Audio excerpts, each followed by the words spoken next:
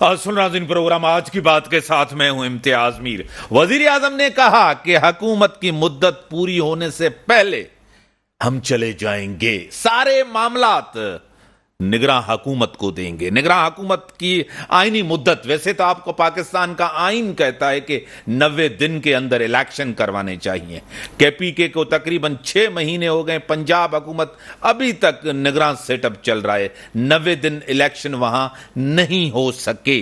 मुल्क के अंदर मैशियत आपके सामने, एक IMF का प्रोग्राम होने के बाद ये कहा जा रहा था कुछ बेहतरी आई है, बेहतरी की तरफ जा रहे हैं, लेकिन महंगाई, बेरोजगारी अपने उरूज पर है। अब नए धड़े बनेंगे, नई जोड़ तोड़ होगी, क्योंकि हम इलेक्शन की तरफ जा रहे हैं। मुझे स्टूडियो में ज्वाइन किया है मोहतरम जनाब डॉक्टर करीम ख्वाजा साहब, पाकिस्तान पीपल्स पार्टी रहनुमा है, सीनियर रहनुमा है, सीनियर सियासतदान है, सेनेटर रह चुके हैं। डॉक्टर साहब, मैं आपको वेलकम करता हूं अपने प्रोग्राम में।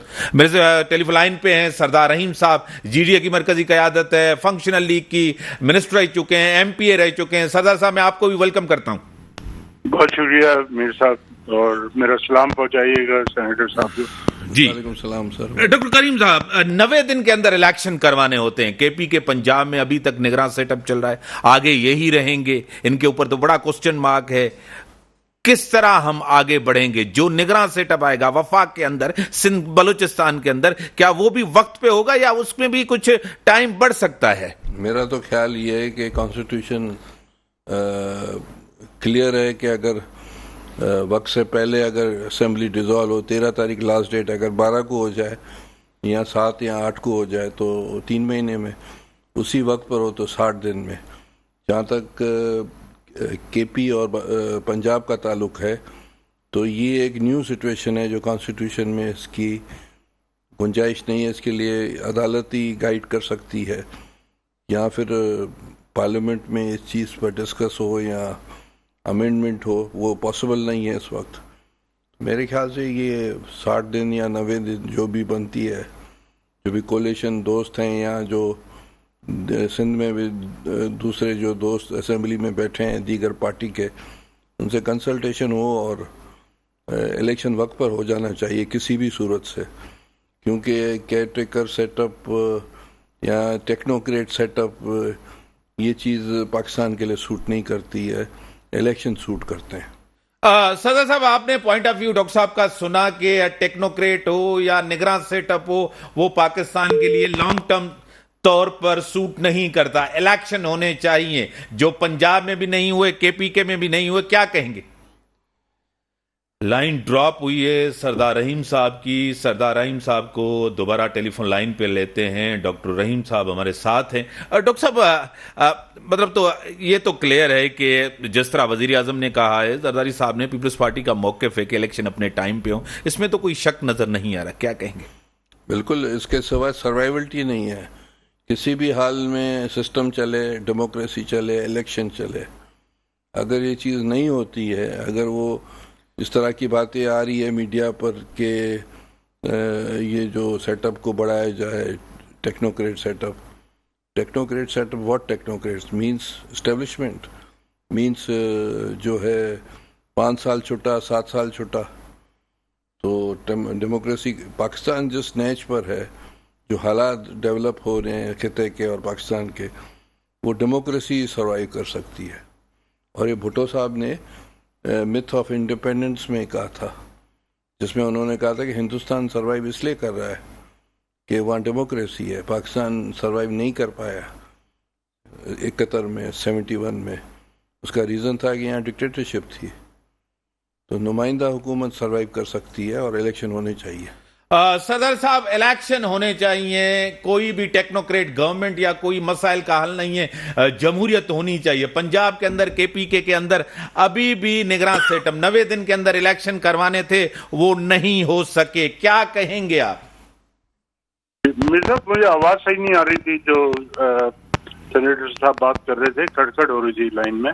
सही। बहरहाल, आपके सवाल के जवाब में बिल्कुल यकीनन जमहूरियत होनी चाहिए, इलेक्शन वक्त पे होने चाहिए और आइन की रूह से हुकूमतें चलनी चाहिए। लेकिन अवाम की परसेप्शन में तो ये सब कुछ इस वक्त नहीं हो रहा।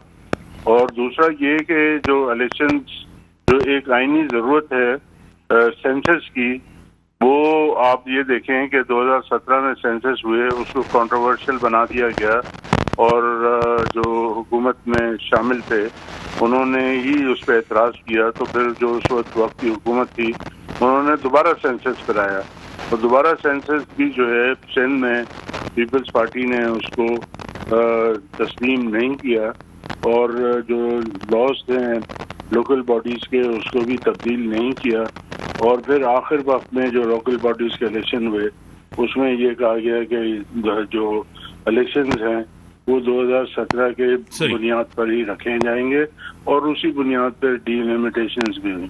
اور اب جو الیکشنز ہو رہے ہیں ہونا تو یہ چاہیے تھا کہ نئے سینسس جو ہے اس کے مطابق کرایا جائے، لیکن اب بھی وہ یہ کہہ رہے ہیں وزراء وفاق کی کہ وہ پرانے سینسس کی بنیاد پر الیکشن ہوں گے۔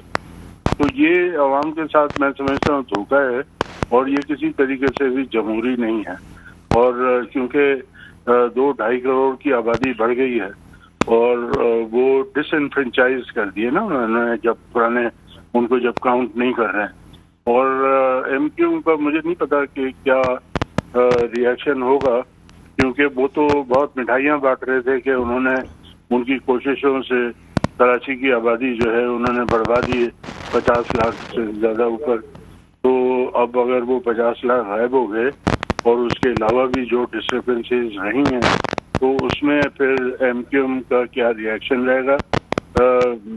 میرا ذاتی خیال ہے کہ ایم کیو ایم کے پاس تو کوئی چوائس ہی نہیں ہے، وہ پیپلز پارٹی کی بی ٹیم بن چکی ہے، تو اب وہ اس پہ بھی کوئی خاص ری ایکشن نہیں دیں گے، اور کراچی کے جو عوام ہیں ان کے اگر رائٹس کی وہ پہلے بات کرتے تھے، لیکن کچھ حاصل نہیں ہوگا کراچی کے لوگوں کو ایم کیو ایم کی لیڈرشپ سے۔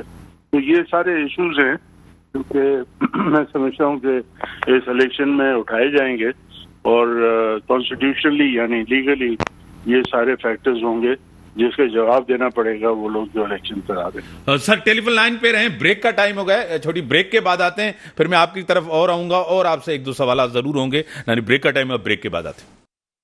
ویلکم بیک ناظرین، سردار صاحب آپ کی طرف آؤں گا دوبارہ کہ موجودہ حکومت یہ کریڈٹ لے رہی ہے کہ ہم نے ملک کو ڈیفالٹ ہونے سے بچایا، آئی ایم ایف کا پروگرام لیا، ہم نے ملک کو سنبھالا ہے، کیا آپ بھی یہ بات تسلیم کرتے ہیں؟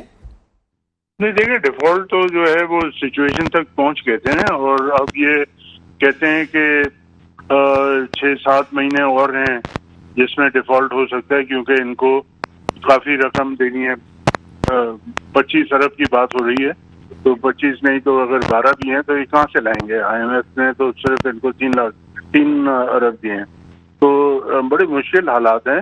بہرحال یہ ہمارا ملک ہے، ہماری دعا ہے کہ ہم ڈیفالٹ کی سچویشن میں نہ جائیں، اور لیکن اس کے بعد کیا ہوگا؟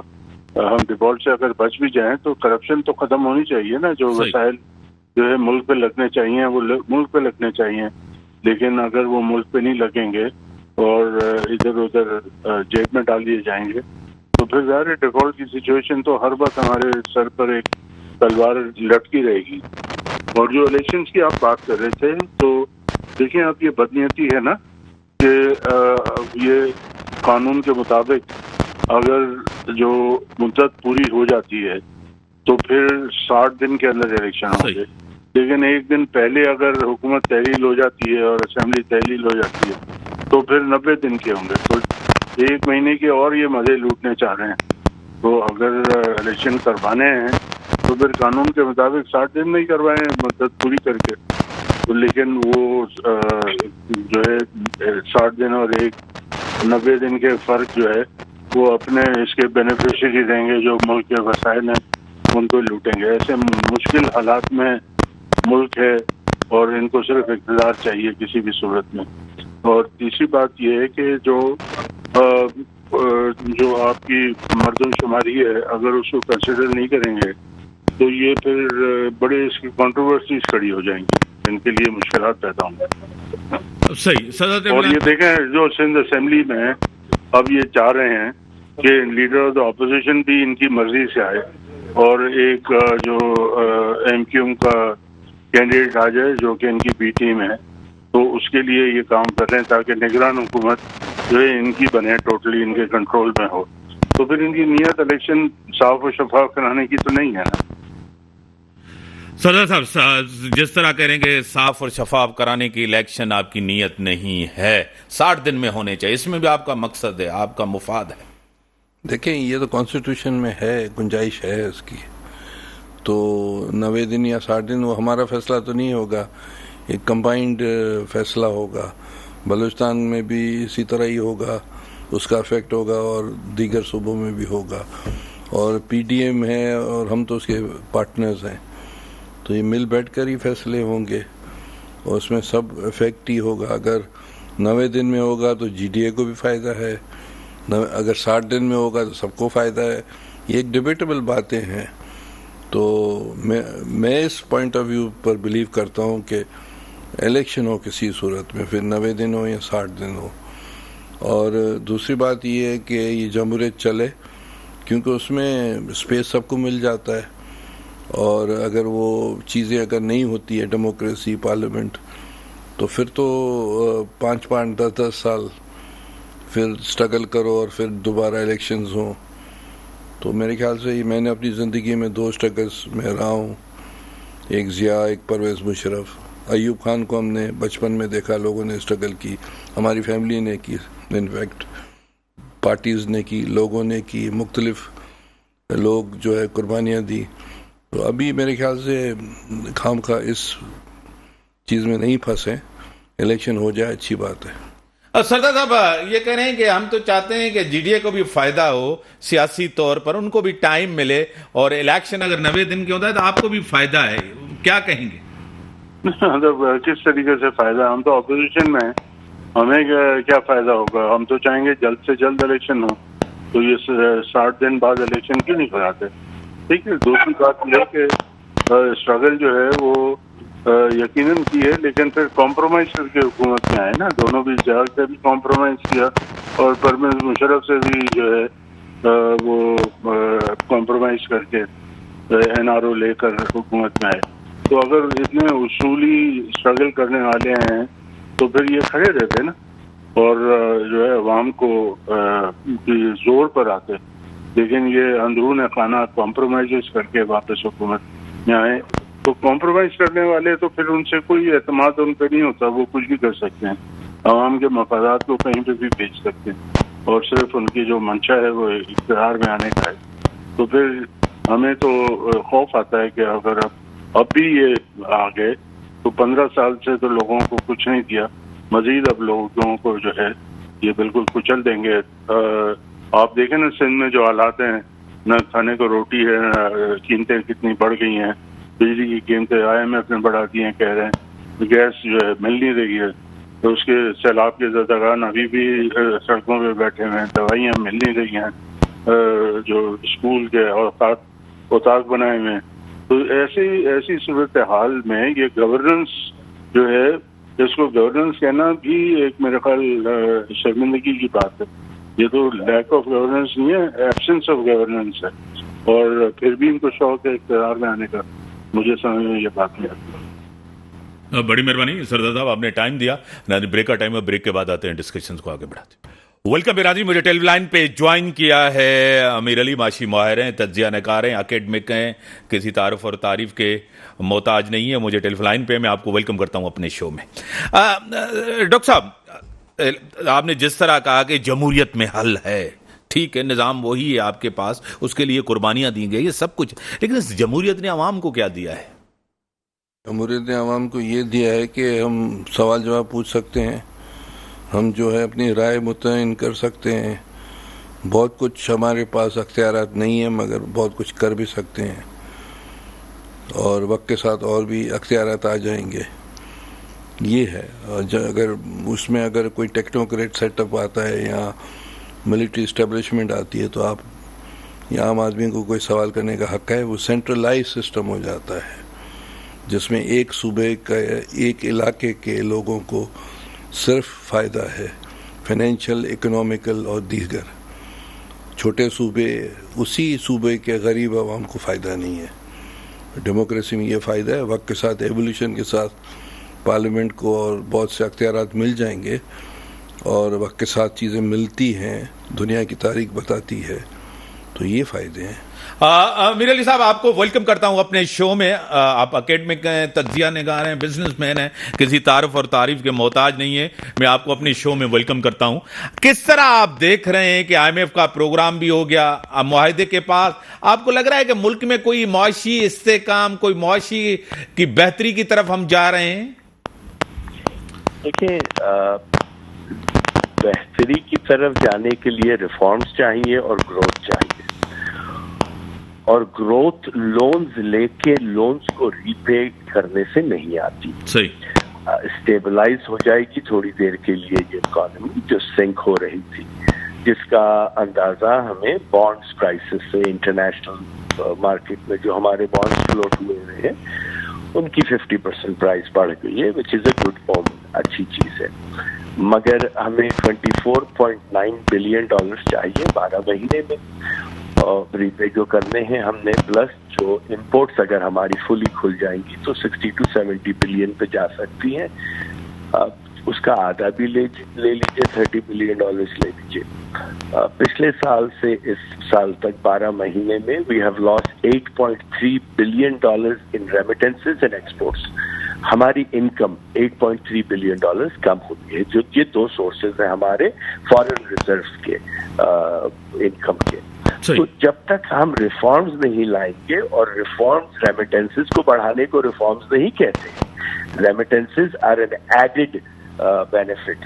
हमें अपनी जो रिजर्व्स बढ़ाने के लिए, अपने खर्चे कम करने के लिए, सबसे पहले जिसकी वजह से हमें कर्जे लेते रहने पड़ते हैं, हमारी स्टेट ओन्ड एंटरप्राइजेस हैं जो कंटिन्यूसली लॉस में हैं। 500 to 700 बिलियन किसी साल होता है, 700 से 900 बिलियन किसी साल हमारे टोटल लॉसेस होते हैं। हमारी एक्सपोर्ट्स हम सिर्फ टेक्सटाइल पे ज्यादातर इन्हिसार करते हैं या थोड़ी सी IT में करते हैं, हालांकि हमें सर्विसेज इंडस्ट्री में रिफॉर्म्स करके उस एक्सपोर्ट्स को बढ़ाना है। हमें असल ऑस्टेरिटी लेकर आनी है। बहुत सारी चीजें हैं जो हमने करनी है। तो जब तक हम वो नहीं करेंगे, हम इसी सर्कल में घूमते रहेंगे इम्तियाज भाई, जिस सर्कल में हम 75 साल से घूम रहे हैं।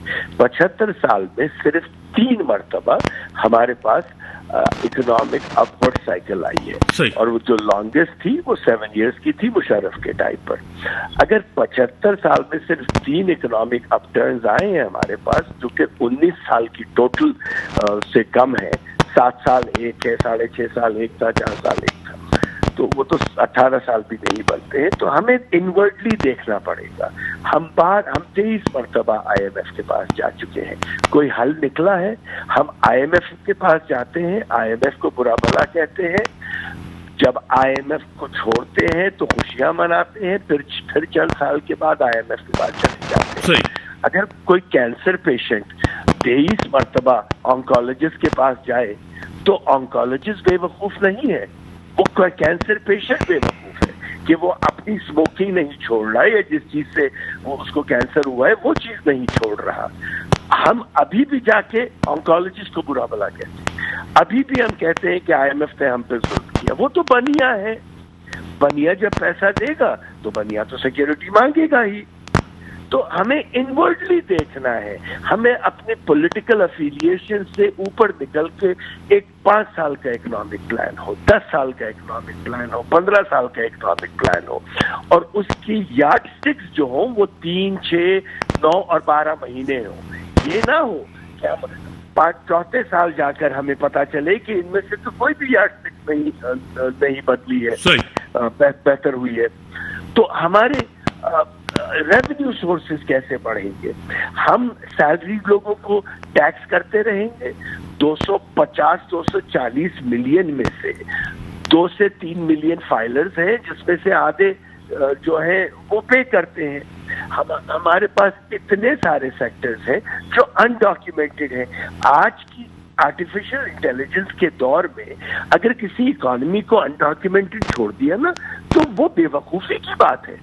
अब तो आर्टिफिशियल इंटेलिजेंस इतनी ज्यादा आगे चली गई है कि वो टैक्स कैलकुलेशंस करके international tax authorities AI based tax assessment use कर रहे हैं जिसमें इंसान की कोई मुदाखलत ही नहीं है, तो हम पाकिस्तान में क्यों नहीं कर सकते? कोई FBR से डरता नहीं है, वो इसलिए डरता है कि फिर मुदाखलत में ये ना हो कि मेरी गलत असेसमेंट हो जाए या दूसरी चीजें हो जाए।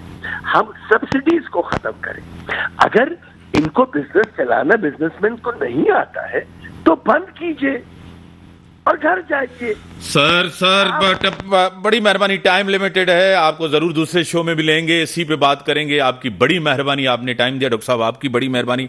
मुल्क की जो सूरत हाल है, वक्त पे इलेक्शन हो और जमहूरियत ही बेहतरीन सिस्टम है। आपको पता है कि जमहूरियत चलनी चाहिए, पार्लियामेंट और आइन के तहत फैसले होने चाहिए, मैशियत बेहतर होनी चाहिए। जिस तरह IMF का प्रोग्राम मिला, उससे मुराद ये नहीं है कि हमारी कोई मैशियत बेहतर होगी, हम आगे बहुत कुछ करना है, रिफॉर्म्स करने। इसी के साथ दीजिए इजाजत, अल्लाह हाफिज।